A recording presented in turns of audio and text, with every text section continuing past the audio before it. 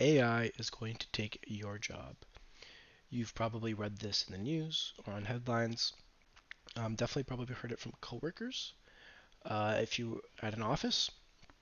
And I think it's what most people think about nowadays when they hear AI. And I completely understand that fear. My background is in software engineering. I went to school for it. And um, every job I've worked, it's kind of, I could totally see that being a concern if it happened when I was working there. And yeah, in the business that I run today, I don't think of it as much of as an issue, but I think it's worth talking about it a little bit and just explaining why it's not cope, in my opinion, and what I think is actually true in the space. Which is that AI, the headline for this would be that AI isn't going to take your job, but someone using AI will. And I think the difference matters in the sense of the reframe of AI going from this super intelligence, black box, magical thing that can do everything I do better and faster to a tool. And I think it's worth examining what AI actually is, um, which is not a magical black box, and also not what you see when you look at like say like a meme of like ChatGPT. You know, you ask it how many peas are in strawberry, and it'll respond with four, or three or four. And so those two things can't really exist in the same world. Um, ChatGPT being a moron and saying how many peas are in strawberry, and also being a super intelligence that's coming for your job tomorrow doesn't really make a lot of sense, but the fear is still there. And I think it's because we know the capability is there. But then also, you can mess up things like training data and that sort of thing, and then things slip through the cracks.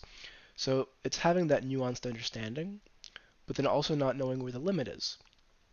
Because it goes from, you know, strawberry has three P's to it's a super intelligence taking your job tomorrow. And I think the truth is that it's somewhere in the middle, being used as a tool. And I'd say the best way of looking at it, at least me personally, is that it's the most capable text and reasoning tool that has ever existed. And it kind of sounds lame and underwhelming when you put it like that. Like if you compare it to the Darios and the Altmans of the world, they'll tell you AI is amazing, does everything better than we can, um, and it's really well. I mean, they're doing their marketing campaign, so for them it's true. But functionally, in the work we do day to day, and for really everybody else, it's not.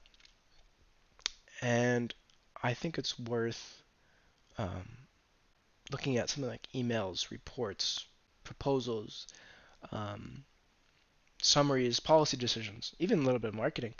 In my own business and jobs that I've worked, if you can describe it in words, AI can help you. If you can give it a little bit of evidence of previous work you've done and how you want it done, it can help. So if it takes about 4 hours to write that, or maybe three, to write that end of week report and summary, and maybe it's going into the next week, you'll need it for, so you have to stay late on like a Friday to do it. I think that's like the scenario a lot of people have been in. And you can give AI, your last 9 times you've done this, and give it maybe not all the customer information, obviously, because you want to protect some of it for privacy and that sort of concerns. But you can give it those previous reports, be like, hey, you know, combine it with the template that you normally use, and it'll generate that perfect report for you. And of course, it's not perfect. It's confidently perfect in the AI's view, but it's not. And that's where your skill set comes in. And I think it's conflating the fear that most people have is conflating the fact that your skill set is still valuable. Um, it's not going away in the sense of that report gets made, but your skill set isn't making that report.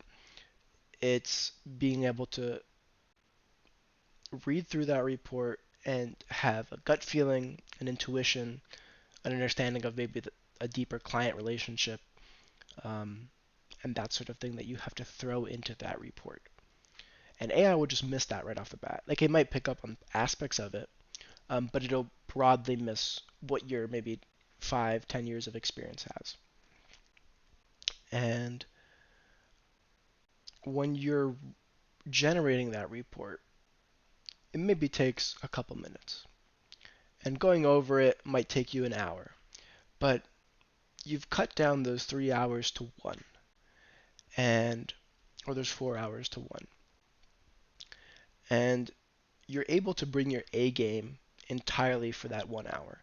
You're not spending 3 hours, 4 hours writing monotonous parts of the report that you've done 10,000 times for other people um, or other clients. You're kind of coming back. You have to maybe take a coffee break and come back to it when you're rereading it to get those really big bullet points or those really big line items down. And with AI, you can do that right off the bat. So it may annoy some people, and I can again completely understand, or it may piss them off, or they might get really fearful of it.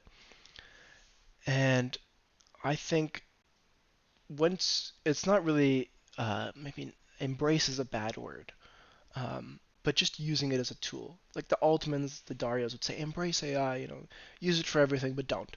Realistically, you want to still preserve your skill set because if you make an HR document, for example, and you have AI push it out, and you give it the example of 100 other HR documents, sure, it'll push out a great HR document, but somebody who understands your business and knows it and has worked with you will see the pitfalls pretty quick.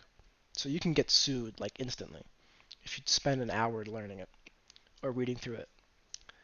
And that's where your skill set is still valuable. So I think once you understand that, it makes everything a little bit more okay. Um,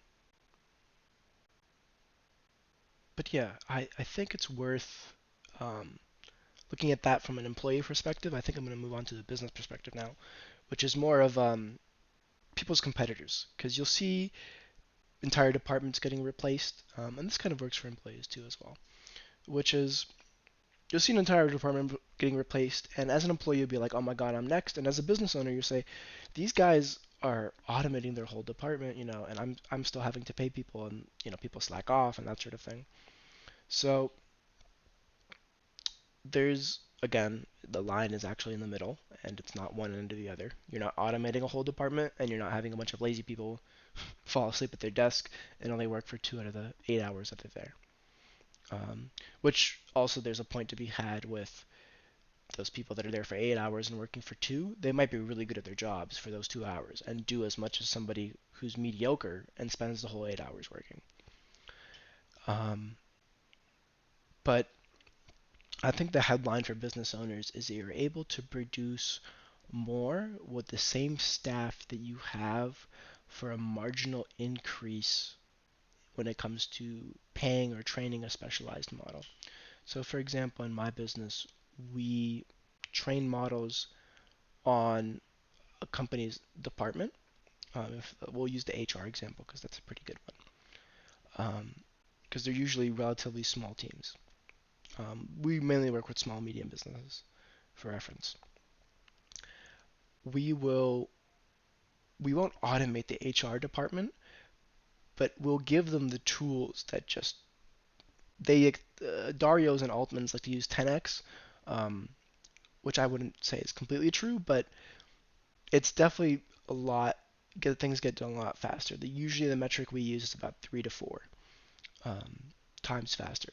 10 is a little bit ludicrous, um, but 3 to 4 is like insane. Like if you imagine before AI and somebody told you I can 3x, 4x your gains with the same employees for maybe a few $100 a month, you would probably jump on that instantly. So it's really just the understanding of what AI is and the competitive reality of not replacing your whole department, but also not hiring nothing but lazy people. Um, with again, lines in the middle. So generating those quotes, those reports, and using AI as a tool is definitely I think it's the definition of smarter, not harder. Um, you're able to bring your smarts and work just as hard for a shorter period of time. Um, and we've had people and clients and that sort of thing who have the issue of they have a certain amount of work to do a week and they blow through that by Wednesday or Tuesday. So people are just kind of sitting around not knowing what to do for a little bit, um, which is pretty funny in my opinion because it's a complete shift on your head from my entire department's getting replaced or um, you know AI is coming for my job tomorrow sort of thing. So I'd say I talk about all this kind of stuff. I'm doing a series of videos on stuff like this, and I run a free webinar if you want to learn how to use AI in your business and that sort of thing. This is the self promo, the bag, if you will. Um, there'll be a link below. We only really do small, medium businesses. If you're a corporate entity, we might be able to do it on a department by department basis. Um, but yeah, we're a pretty small, specialized team. So we will definitely show you some practice runs and stuff like that in the webinar if you're interested. Um, but yeah, I'd say come by, give it a shot. It's free. Chat with us. We have a comment section here. We'll have one in the webinar, or send us an email. We have 30-minute calls where you can book with us, and we'll meet with you. And if you think that you want to get in on this, which I think most businesses do, they just don't know how, or they're too afraid. Book a call. We'll walk you through it. It'll take about 30 minutes, and we can get you up to speed pretty quick. I hope this video has helped. If not, with that, if you still have any questions, leave one in the comments, book a call, anything. We're really happy to help. Um, so yeah, I'd say if you've been watching this space and you're just figuring out where to get in and how, now is the time. And I'd like to say we're the people to help you, but there's definitely other people out there. Um, but yeah, I'd say do whatever is best for you and your business. And if we can help, we'd love to. So subscribe, please do, and I'll see you in the next video. And yeah, thanks. Bye.